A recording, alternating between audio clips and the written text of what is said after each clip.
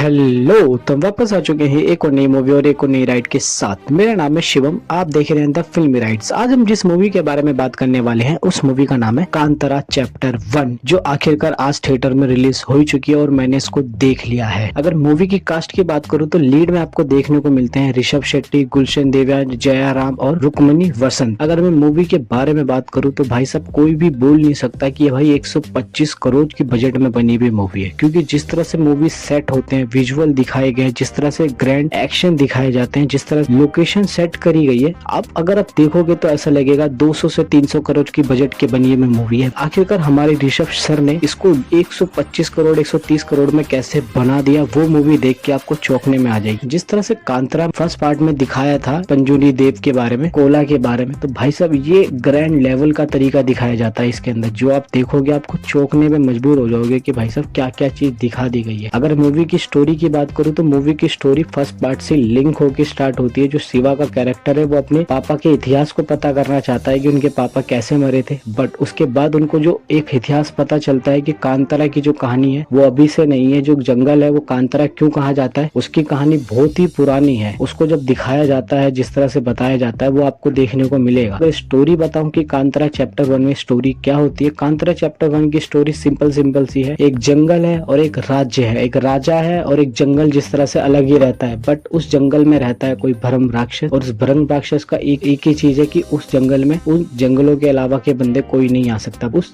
महल में से एक गलती कर जाता है हमारा गुलशन देव कैरेक्टर, वो उस जंगल में चला जाता है। उसके बाद जो कहानी चलती है, जिस तरह से वो जंगल वाले शहर में आते हैं, शहर वाले जंगलों में कैसे जाते हैं, वो चीज पूरी दिखाई जाता है। उसके बीच में हमारा कोला कैसे स्टार्ट हुआ, पंचवी देवता कैसे आते हैं, उनके बारे में जो एक अच्छी खासी बैक स्टोरी दिखाई गई है देवताओं के बारे में। बट इसके साथ साथ जो एक ट्विस्ट एंड टर्न्स इसमें देखने को मिलता है, फर्स्ट हाफ जितना अगर कॉमेडी में चलती है तो सेकंड हाफ आपको एक थ्रिल राइड पे ले जाती है देखने को कि भैया क्या क्या मिलता है। और बट जो आखिरी के 30 से 35 मिनट के बारे में जो ट्विस्ट मिला है इसके अंदर, फेंक के मारते हैं ऋषभ सर, वो आप देख के चौंक जाओगे। और जिस तरह से एक्शनों को दिखाया गया, कोरियोग्राफ करा गया, और जिस तरह से एक प्रेजेंट करा गया, और जंगलों का जिस तरह से अच्छा सीन दिखाया गया है, वो देख के आपको प्यार हो जाएगा जंगल से। ऐसा नहीं कि बोर हो जाओगे, जंगल से आपको प्यार हो जाएगा। कुछ लोगों को फर्स्ट हाफ आपको अच्छा नहीं लगने वाला, कुछ लोगों को लगेगा कि क्या बोर चल रहा है, बट जिस तरह से मूवी एक पिकअप पकड़ती है वो आप देख के रुकने वाले नहीं, और आखिरी तक आप जाम के बैठोगे और आपका बस यही मन करेगा कि भाई तब 3 घंटे कब खत्म होगा, और काश और ज्यादा बड़ी होती तो मैं और देखने को मिलता। बट इसके साथ साथ जो कॉमेडी एलिमेंट दिखाए गए, जैसे फर्स्ट पार्ट में भी दिखाया गया था, मेन चीज एक अगर आपने फर्स्ट पार्ट देख रखा है इसका, अगर कांतारा मूवी देख रखी है, तो आपको देखने में सिमिलर लगता है। बट जब सेकंड हाफ आता है, पूरी स्टोरी सेकंड हाफ में कुछ नया ट्विस्ट दे देती है आपको। सेकंड हाफ एक आपको अच्छा खासा पूजा के बारे में, उस चीज के बारे में अच्छी चीजें समझाती है आपको, और समझा के बताती है कि मूवी आपको क्या दिखाना चाहती है। बट आखिरकार इसका जब एंड होता है, और एंड के बाद जो चैप्टर 2 की भी एक अनाउंसमेंट मिलती है कि हाँ चैप्टर 2 भी आपको देखने के मिलेगा। बट अगर एक्टिंग की बात करूँ तो भाई साहब एक्टिंग ऋषभ सर को भाई आप देखोगे आप खुश हो जाओगे। भाई उस बंदे ने जिस तरह से भाई साहब उसके अंदर जो 3 साल दिए हैं मूवी के अंदर,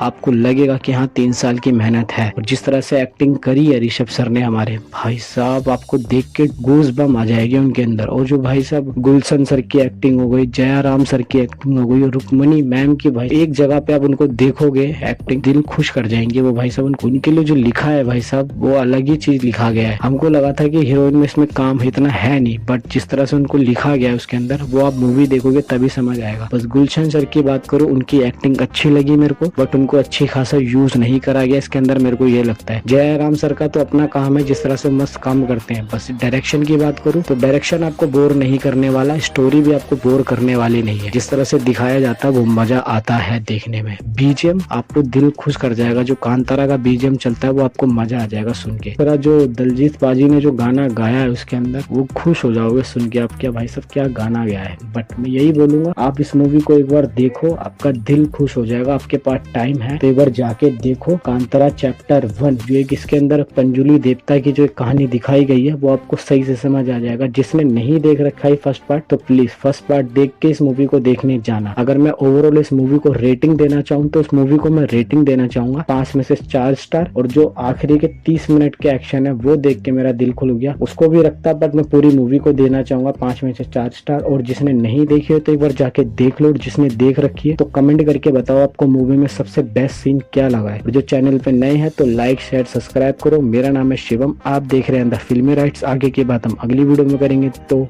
बाय।